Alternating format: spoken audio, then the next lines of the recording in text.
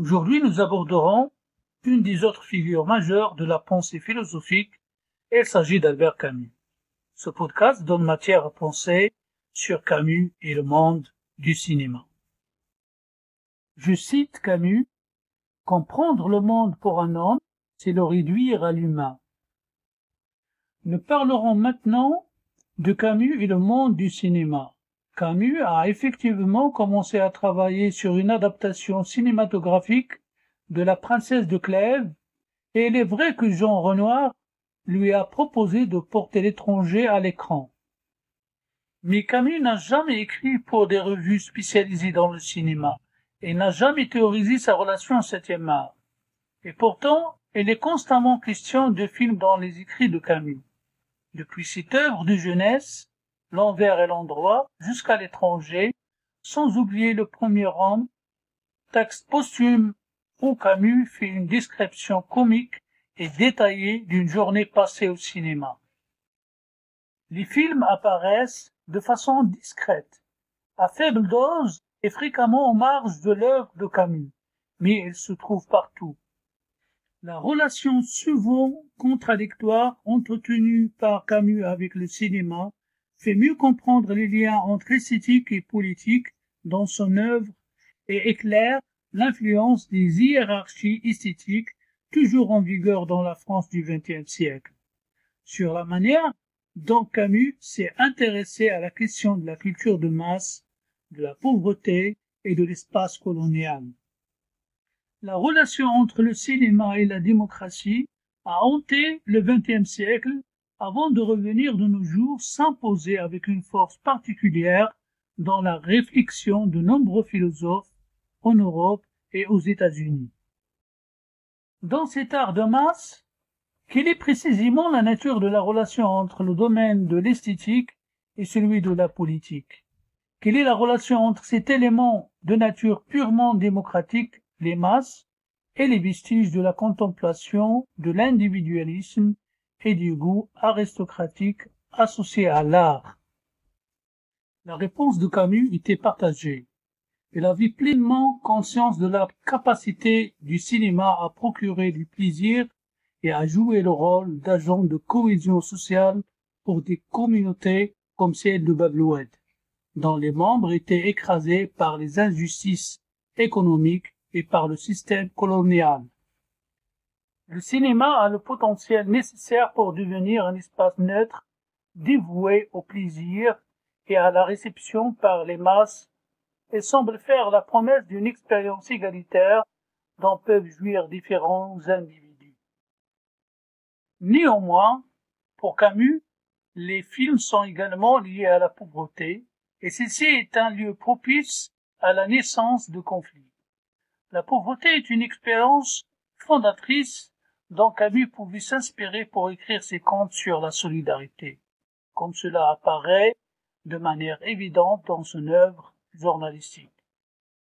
Mais il s'agit également d'une condition dont Camus cherchait à s'échapper au moyen de la lecture, de l'écriture, grâce au texte et en particulier grâce à l'écriture de tragédie, genre qui est représenté encore pour certains le pinacle de la hiérarchie esthétique. À cet égard, les films servent à représenter un type de production culturelle reproduisant les conditions de l'inégalité économique.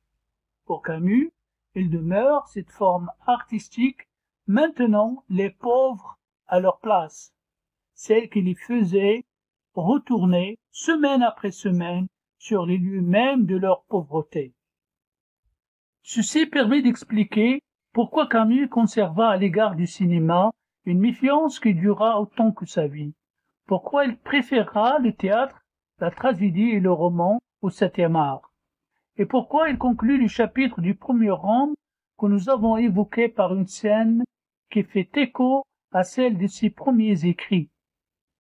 La mère de Jacques, nous dit-il, n'alla jamais au cinéma, et plutôt que de connaître la distraction momentanée prodiguée par un film, elle préférerait rester assise à sa fenêtre, à contempler le spectacle de la vie dans la rue.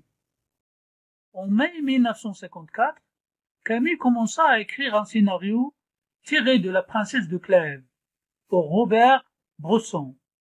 Dans une lettre à René Char, Camus se plaint de ce travail.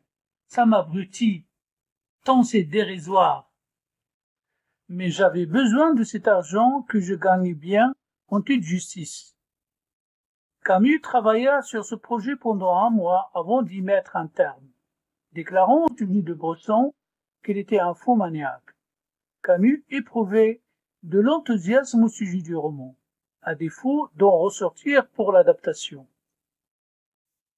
Dans le mythe de Sisyphe, Albert Camus parlait de l'homme et du moi, car si j'essaie de saisir ce moi dont je m'assure, si j'essaie de le définir et de le résumer, elle n'est plus qu'une eau qui coule entre mes doigts.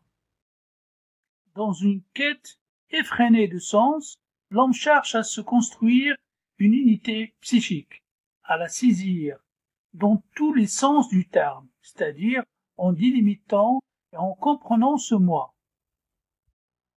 Toutefois, pour se comprendre, il convient nécessairement de revenir sur les différents stades de reconnaissance de soi, dans la mesure où l'élaboration de son identité est un mécanisme progressif chez l'être humain. Or, cette intériorisation de ce moi revient pour l'individu à fonder sa propre subjectivité. Cette notion englobe des réalités linguistiques, mais aussi sociologiques et philosophiques très diverses, dans la mesure où le sujet se représente dans son discours par rapport à lui-même, à autrui et au monde. La subjectivité correspond donc à une oscillation entre enfermement sur soi, réflexivité et ouverture sur le monde. Le sujet passe psychologiquement et linguistiquement du il au je, du non-moi au moi. Immanuel Kant s'intéresse à ce processus de prise de conscience de son intériorité. Albert Camus demeure un auteur marquant du XXe siècle, dans la mesure où son œuvre ne se limite pas à un univers fictionnel et aborde les grandes questions contemporaines et existentielles. Les changements majeurs, tant littéraires que géopolitiques, ou sociétaux, de ce qu'il nomme le cycle de la peur, engagent et inspirent l'auteur. Albert Camus considère l'art comme un acte de révolte, par la déformation du réel que la création artistique propose. Il écrit, par le traitement que l'artiste impose à la réalité, il affirme sa forme de refus. Sa conception de la littérature du monde et du sujet s'inscrit dans un vent de transgression qui souffle sur les sociétés du XXe siècle.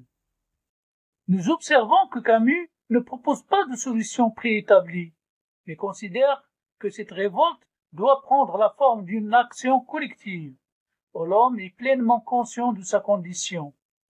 Je me révolte donc nous sommes, dit-il dans L'homme révolté.